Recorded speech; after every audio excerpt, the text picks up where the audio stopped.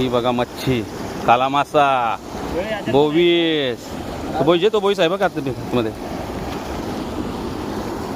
शिंबोरे फेका द्या हे बघा बारीक बारीक. तुला आला का चिन्मयच फोन असेल.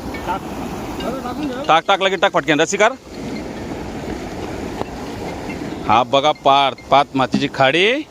पार्थ मच्छी जमा करतोय.